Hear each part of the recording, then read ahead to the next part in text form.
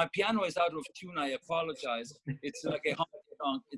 It's my friend Richard's grandmother's piano. It's 100 years old. Okay, lovely to see you both. I hope you are both well in this very strange time. And this is our meeting. We should be meeting in Martin Grove Collegiate for a rehearsal on Wednesday, I guess it would have been, followed by the concert on Friday. But this is what we have. So lovely to have you both here. Thank you. You're welcome. Yeah, it's great to be here. Great to see both of you as well. Yeah. And it's a beautiful day, isn't it? Yes, oh, it's wonderful. We should be outdoors in the park, but self-distancing always. Absolutely, yeah. So, Arthur, I thought I'd start by asking you, what does the Brahms Second Piano Concerto mean to you? Where does it sit in your understanding of concertos? How does it compare to other concertos? What is your sense of it? Well, for me, the Brahms Second Piano Concerto has always been probably the most monumental piece ever written for the piano. And of course, it's not just for the piano, it's monumental because it is part of the important symphonic structure of the orchestra. And it's not a virtuoso vehicle, though there's lots of virtuoso parts, but it's so well integrated in the with the orchestra that I feel it's like chamber music in a grand scale. And if you ask me how it compares with other concertos, for instance, I love the Rachmaninoff Third, which is colossal as well, but somehow the Brahms seems to transcend every other concerto that I can think of, even the Emperor Concerto, the Schumann Concerto. Somehow there's the Second Piano Concerto that is just superb. So, Matthew, do you see that integration as well? Is that something which stands out for you? Oh, very much so. Absolutely. In fact, from the conductor point of view, that's one of the things that makes this concerto so much more challenging. It's almost a piece for orchestra with piano obbligato. Would you say, Arthur? Yes, the symphony has a really large role to play here in complementing that wonderful chamber-esque style of writing that Brahms uses here. It's marvelous. Yes, there's lots of dialogue between the piano and the orchestra, and so it all somehow fits in like a musical play. Right. I was thinking... Go ahead, Matthew. Well, I'm just thinking too of all those wonderful, rich solos for singular people within the orchestra that are so important to the thematic tapestry of the work.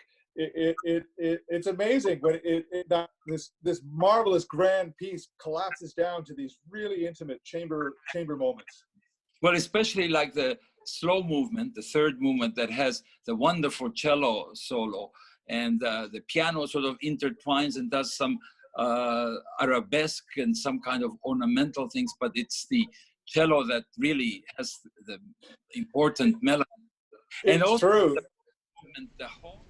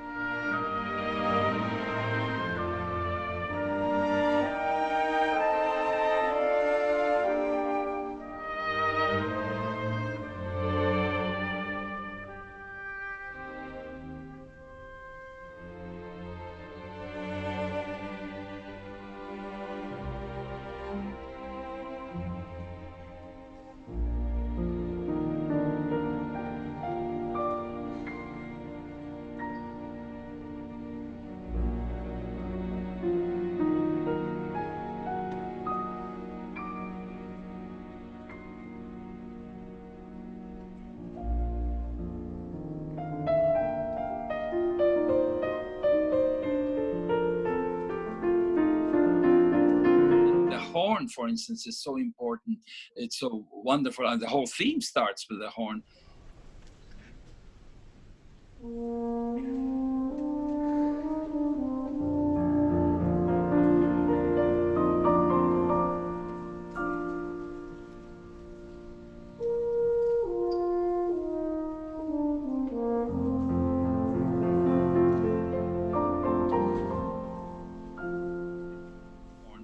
And yeah, it is very chamber-like with you know, in grand proportions. Yeah.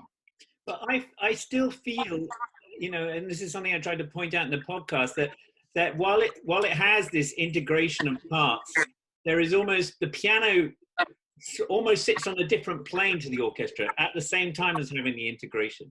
Right? It has its each body conducts its own development in a sense. And you listen to that beginning, and there's dialogue going on there, but it's not clear always how they mesh, and yet they seem to sort of kind of almost coexist as two separate units. Do you know what I mean? Well, like the horn solo, of course, and then I echo. Yeah. Like,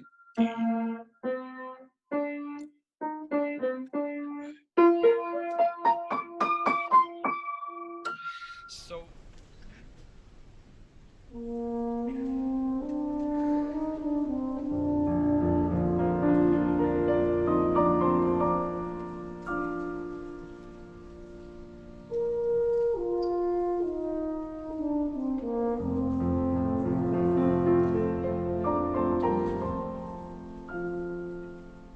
So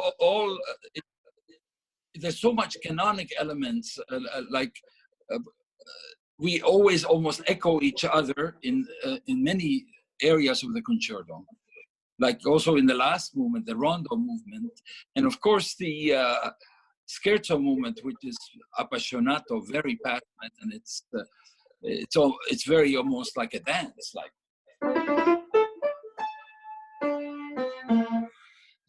Anyhow, it's.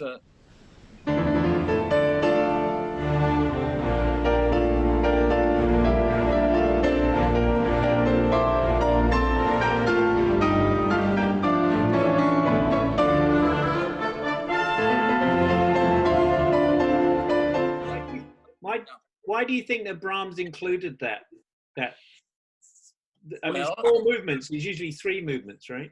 Well, in symphonies, like Beethoven, of course, almost always wrote 4 movements. What is interesting is that it doesn't come after the slow movement. It comes before the slow movement, which usually the scherzo movements in other symphonies seem more often to come after the slow movement.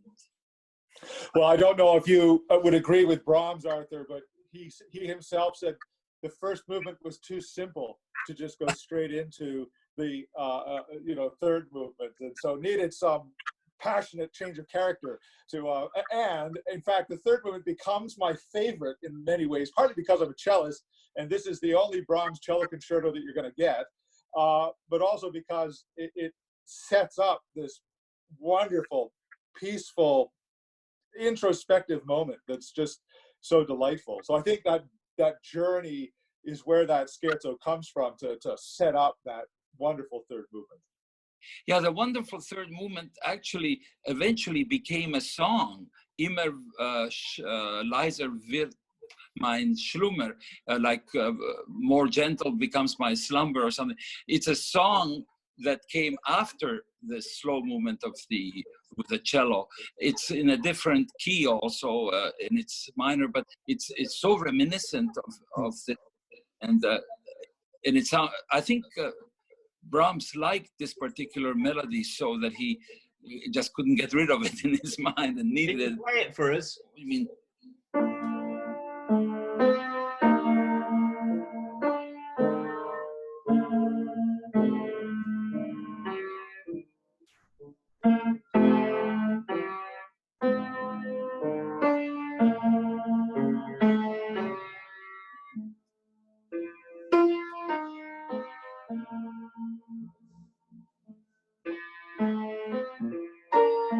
interesting too, because I mean, it is the cello's melody. It's unique to that voice, and the piano doesn't actually mimic it ever. It's not given to the piano. That, you know, the soulful sound of the cello, it's reserved just for that instrument. And I guess later the oboe comes in, and then the piano is added with this ostinato sort of stuff. But it's a special movement.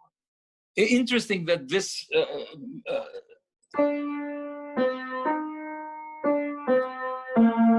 Then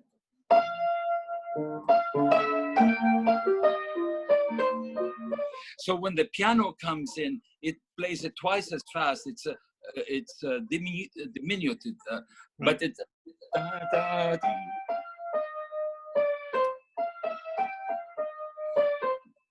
yeah. So it's it's still the same thing, but it doesn't sound because it's faster. You might even think it's something different altogether, but it is all these techniques that Brahms used that are serve so well the composition itself.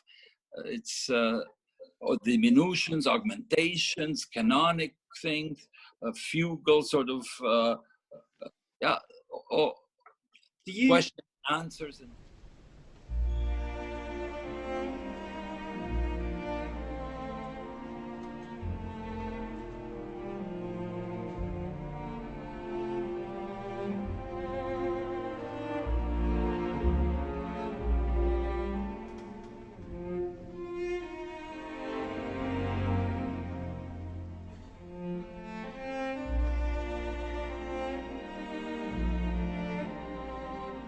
And things of that nature.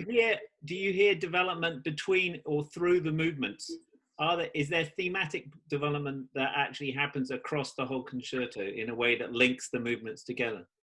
Well, it's not in cyclical form. Like I know in Rachmaninoff, for instance, the first movement theme, it comes in the slow movement and the fast movements. He uses the same theme several times and creates a cyclical integration. But I can't think of, unless Matthew, can you think of a theme that appears in all movements? I kind of doubt. Not particularly thematically. Certainly in treatments, yes. I mean, the last movement, of course, with those 5 themes that are integrated within that movement, but I'm not sure that it cross-pollinates along the whole piece. That would take a little bit more study on my part to determine, I think. But it is interesting, isn't it? Because there has to be some sense. We don't have 4 disparate chunks of music, right? There is some sense of an integral whole, I assume. And it would be interesting to understand how that works together, because it does work together. You probably couldn't take the slow movement from the first piano concerto, for example, and stick it into the key. What was the key? B flat? Yes, B flat. Yeah. Stick it into that, and then it's interesting to think how he's conceived of this as this whole piece of music. Well, yeah. It took him, 2 years? Like he was in Italy. Some people say that the Italian sunshine or something caused it, but I think, I mean, he might have enjoyed the place where he was and it helped him compose, but I think that he thought things very, very much out. I mean, Brahms is like Beethoven in that sense. They are both very, I suppose, the 3 Bs, Beethoven and Brahms, right? Mm-hmm. And what, do you think there is a particular emotion? I mean, are there many different emotions? Is there any particular content you feel that Brahms is expressing in this? Well, I know that the last movement, some people say that it doesn't belong. But I think it certainly does. It's a rondo and much lighthearted after all of these. The turbulence in the second movement, the drama, and the beautiful lyricism of the slow movement, and I guess the monumental thing of the first movement, that the last one had to have a little bit more, not necessarily charm, but it is sort of charming, and because